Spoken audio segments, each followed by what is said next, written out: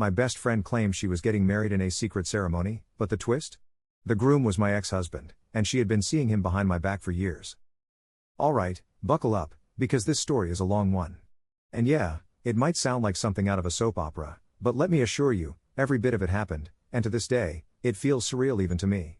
My name's Annalise, Anna to most, and I live in this small, charming but suffocating town about an hour outside Charleston, South Carolina. I was born and raised here, in this place where everybody knows everybody and secrets are only rumors that haven't been properly heard yet. In a town like ours, you'd think something as crazy as my story would never stay hidden. But if there's one thing I've learned, it's that people can surprise you. Not always in good ways. Let me start with Everett. I met him when I was barely 20. I had just started working at the local library, trying to save for college, when he walked in one rainy afternoon. Tall, with sandy hair and this easy smile, he looked like he belonged on the cover of one of those old Hardy Boys novels. He asked me where to find a book on financial planning, which, I'd later learn, was because he was drowning in student loans, and managed to charm me into going out for coffee after my shift. I was so young, so starry-eyed. It was like something out of a rom-com. He was my first real love, and it felt like magic. After a year and a half of dating, he proposed under this big, moss-covered oak tree by the Ashley River. I still remember the way his voice shook, the way he fumbled with the ring box, but there was something so earnest in it, something that made me feel like this was it. We were married 6 months later, surrounded by friends, family, and the one person who'd been by my side since middle school, my best friend, Soraya. Soraya and I had been inseparable since 7th grade. She was loud where I was quiet, bold where I was cautious. She was the kind of friend who'd pull you into the bathroom at a party to fix your hair but would end up giving you a pep talk about life instead. We balanced each other out, I guess. She was there for every milestone in my life, big and small. She was even my maid of honor. If you'd asked me then, I'd have sworn up and down she was like my sister. But hindsight, as they say, is 20/20. Now, I won't lie, things with Everett weren't perfect. We were both young, trying to build lives we hadn't even really planned. He worked as an insurance adjuster, which meant long hours and endless paperwork. Most nights, he'd come home exhausted, head straight to the couch, and barely talk. I thought it was just stress. I mean, marriage is supposed to be hard work, right? So I didn't question the red flags, didn't even see them for what they were. But looking back, well, things make a lot more sense. About 2 years into our marriage, I noticed Everett acting different. He was suddenly very protective of his phone, something he'd never been before. He'd take it with him everywhere, the shower, the garage, even if he was just going to get the mail. One night, while we were having dinner, his phone buzzed. I glanced at it, and he practically jumped out of his chair to grab it. "What's that all about?" I asked, laughing a little, thinking he was just being overdramatic. He barely looked at me. "Work stuff. You wouldn't understand." I shrugged it off. Everett was private, he always had been. But over time, things only got stranger. He started working later, coming home with excuses that sounded a bit too rehearsed. I remember calling Soraya one night after he'd left the house at 10 for a so-called emergency meeting. "What kind of job has meetings at 10 o'clock?" I asked, pacing my kitchen, feeling a pit growing in my stomach. Soraya paused, sounding thoughtful. "I don't know, Anna, maybe he's just really trying to make a name for himself. You know how ambitious he is." "That's what I keep telling myself," I sighed, running my hand through my hair. "But something doesn't feel right." She laughed softly. "You're overthinking it. If there's anyone more predictable than you, it's Everett. He's boring in the best way possible. Trust me." And I did. I trusted her because she was Soraya, my best friend, my confidant. She'd been there through every up and down. She had no reason to lie to me, right? So I swallowed my doubts, ignored that gnawing feeling in my stomach, and told myself I was just being paranoid. Things continued like that until Everett and I hit a point where we barely talked. We'd eat dinner in silence, sleep on opposite sides of the bed. He wasn't physically abusive or anything, but his silence was a form of violence all its own. It was like living with a stranger. Finally, one night after another tense, silent dinner, he dropped a bomb on me. "We need to talk," he said, his voice barely above a whisper. I looked up, confused. "About what?" He looked down, avoiding my eyes. "I don't think this is working anymore, Anna." I felt like the ground had been ripped out from under me. "What do you mean, not working?" "We're married, Everett. You don't just say that." He shrugged, his face an emotionless mask.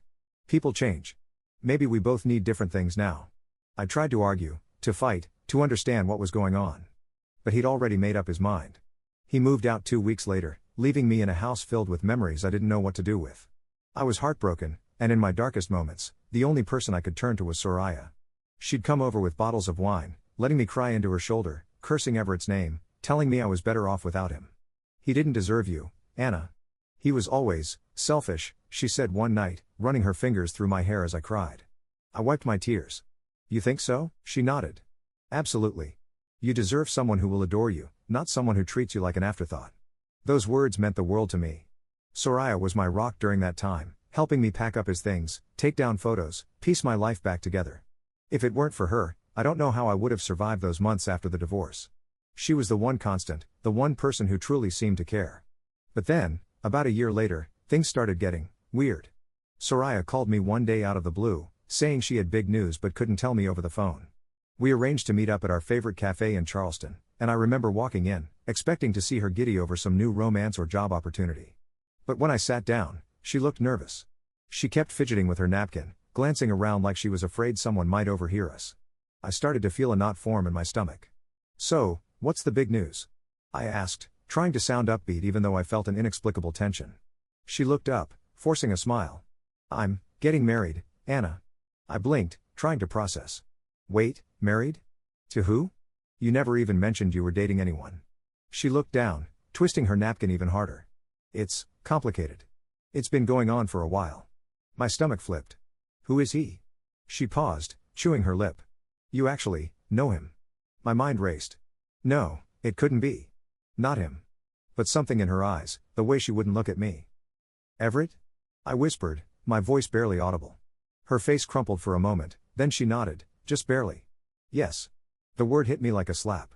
How long, Soraya? How long have you two been together? She couldn't meet my gaze. Since not long after, you split up. It just happened. My mouth went dry. Not long after we split up? You were there, Soraya. You were with me every single time I cried about him. How could you? Her face hardened. You don't understand, Anna. You left him, you didn't want him anymore. I laughed bitterly, the sound hollow and sharp. I didn't want him? Are you kidding me? I didn't even know what was wrong with him. And the whole time, you. She cut me off, her voice cold. It's not like you didn't have your own flaws, Anna. You always made him feel like he wasn't good enough, always pushing him to be something he wasn't. Maybe he just needed someone who accepted him as he was. I stared at her, feeling my heart shatter into 1,000 pieces. You watched me fall apart, Soraya. You held my hand, told me I was better off without him. And the whole time, you were with him? You were lying to me? She looked down, her face expressionless. I'm sorry if you feel hurt, Anna, but this is my life too. I have to do what makes me happy. I stood up, feeling like I was going to be sick. Your life? You have to do what makes you happy? What about everything you put me through? You were supposed to be my friend. She shrugged, her voice cold. I guess we just want different things now. I stumbled out of the cafe, the world spinning around me. All those memories, those shared secrets, those late-night talks, they all felt like lies now. I didn't know who she was anymore. I didn't know who I was. And now? I don't know what to do next. All I know is that everything I thought I knew, every person I thought I trusted, is a stranger to me now. I spent days, no, weeks, in a fog, trying to wrap my head around what Soraya had done. This woman had been my best friend since we were barely teenagers, someone I trusted with every secret, every fear, every dream.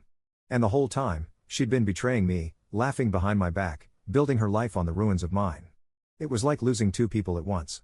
I felt hollow, empty, like someone had gutted me from the inside out. But after a while, that numbness? It turned to anger. A deep, pulsing rage that didn't let me sleep, that gnawed at me every hour of the day. This wasn't just a friend who'd made a mistake. Soraya had been deliberately manipulating me, lying to my face while she cozied up with my ex-husband. And Everett? He was no better. The man who'd broken my heart, who'd watched me beg for an explanation, for closure, had been running off with my best friend behind my back. I wanted them both to feel what I felt. I wanted them to understand, to taste the humiliation and betrayal they'd fed me in heaping spoonfuls. And if I knew anything about Soraya, it was that she thrived on appearances, on other people's approval. She loved being the golden girl, the innocent, sweet friend who could do no wrong. So if I was going to do this, I was going to strike where it hurt. I began by doing what small-town people do best, talking. Over the next few weeks, I found myself running into mutual friends, neighbors, people from the coffee shop and the library where I worked. And I'd drop little hints, subtle enough to seem innocent but just pointed enough to plant seeds of doubt. Oh, did you know Soraya's seeing Everett now? Yeah, my ex-husband. Apparently, they were together even when we were married. Crazy, huh? Everett? Oh, we used to be married. Funny story, Soraya was actually there for every one of my breakdowns when I thought something was off with him. I guess she would know, huh? Word spread fast. People started looking at Soraya differently, started questioning her perfect girl image. I could tell it was getting to her. She'd post these vague, cryptic messages on social media about people not understanding her life choices and true friends who stick by you. It was obvious she was feeling the heat. But the real fun didn't start until I ran into Everett's mother, Miriam, one day at the grocery store. I hadn't seen her since the divorce, and I'd been dreading the possibility of running into her. But she approached me first, her face creased with concern. "Anna, I heard about everything. And I'm just sick over it," she said, her voice tight with emotion. "I always thought Soraya was a good friend to you. I don't know what's gotten into them both." I could see she was genuinely hurt, not just by what they'd done to me, but by the fact that her son had turned into someone she barely recognized. Everett had always been her golden boy, the responsible one, the boy she'd proudly shown off to family and friends. And now he was the talk of the town, a gossip-worthy figure who'd betrayed his own wife for her best friend. "Honestly, Miriam, I never saw it coming," I said, my voice trembling. "I trusted Soraya with everything. She was the one who got me through the worst parts of the divorce, and the whole time, she was with him." Miriam's face hardened. "That girl has some nerve. And Everett, well, he'll come to regret it. They both will." She looked at me, a glint in her eye that was hard to ignore. "Tell you what, Anna. Why don't you come over for dinner sometime soon? I think there's a lot we need to talk about." I knew right then that Miriam was on my side, that she felt the sting of betrayal almost as sharply as I did. And so, the plan began to take shape. A week later, Miriam invited Everett and Soraya over for a family dinner. I wasn't there, obviously, but I had a little something ready for them. A package, beautifully wrapped, sitting at the head of the table as a welcome gift from Miriam. Inside was a little homemade scrapbook I'd put together, a twisted memorial of my marriage to Everett, photos of our wedding day, old anniversary cards he'd written to me, captions detailing every moment Soraya had been there for me, supporting me, advising me through my pain. At the end, I'd added a note that read, "To the new bride, who's been with me every step of the way. I hope your love story is as true as ours was." From what Miriam told me later, Soraya's face went ghost white, and Everett barely said a word the entire evening. Soraya left in a huff, muttering some excuse about needing air, and Everett stayed silent, avoiding his mother's eyes. But that was just the beginning. With Miriam's help, I managed to get a few more things into their world. Miriam made a habit of finding more of our old photos and leaving them lying around Everett's old room, which Soraya had insisted they use when they stayed over. Every time they visited, there'd be another discovery: a wedding invitation I'd saved, a framed photo of our first Christmas together, even an old playlist I'd made of our songs. Each little reminder slowly chipped away at Soraya's confidence and Everett's composure. One night, Miriam called me, barely containing her glee. Apparently, Soraya had demanded that Everett get rid of all that stuff or she'd never set foot in the house again. They fought, and, from what Miriam overheard, Everett accused Soraya of being insecure, of living in Anna's shadow. A few weeks later, Miriam called me again. This time, she had something juicier. Apparently, Soraya had found a new friend, a wealthy, older man who was charmed by her innocence and vulnerability. She was now sneaking around on Everett, meeting this new man for business dinners. Apparently, Everett knew but was trying to brush it off as nothing. I smiled, realizing that Soraya was about to experience what I had felt. She was finally tasting her own medicine, feeling the sting of betrayal from the very man she'd stolen. There was something poetic about it, something that felt like justice. But I wanted more than just whispers and small victories. I wanted to expose them, to show them for who they really were. So, I began gathering evidence. I took screenshots of Soraya's cryptic posts, the complaints she'd shared with mutual friends about how Everett wasn't as devoted as she thought and how she felt unappreciated. I saved messages from people who'd confided in me about Everett's flirtations at work, the rumors of him chasing after younger girls. I compiled it all into one tidy document, an exposé of sorts. And I didn't just send it to a few friends or post it online. No, I sent it to the one place where it would have the most impact, Everett's workplace. Everett was in line for a promotion, a big one that would have changed his entire career. But in a town as small as ours, a scandal like this wasn't just gossip, it was reputation crushing. Once the rumors reached his boss, it didn't take long for his promotion to get delayed indefinitely. Everett was mortified, and Soraya? She was furious. Without that promotion, Everett couldn't afford the lavish lifestyle she'd come to expect. Their relationship, already on shaky ground, began to crumble. One evening, I got a call from Soraya. She was crying, begging me to meet her. I could tell she was desperate, and a part of me relished it. I agreed, curious to see just how far she'd fallen.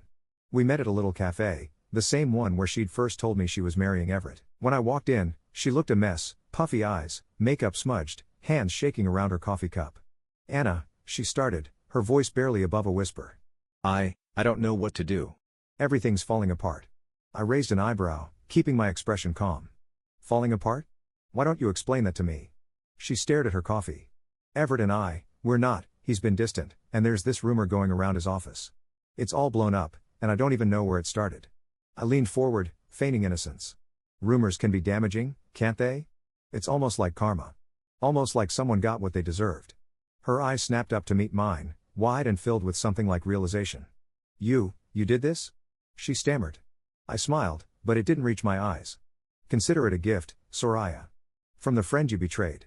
She opened her mouth to respond, but I stood up, grabbing my purse and giving her one last look. Enjoy the life you stole, Soraya. I'm sure it's everything you hoped it would be. And with that, I walked out, feeling lighter than I had in months. I didn't need her response. I didn't need an apology or any last-ditch confession. She and Everett had chosen their paths, and now they were paying the price. For the first time in a long time, I felt like I had control over my life again. I didn't need them.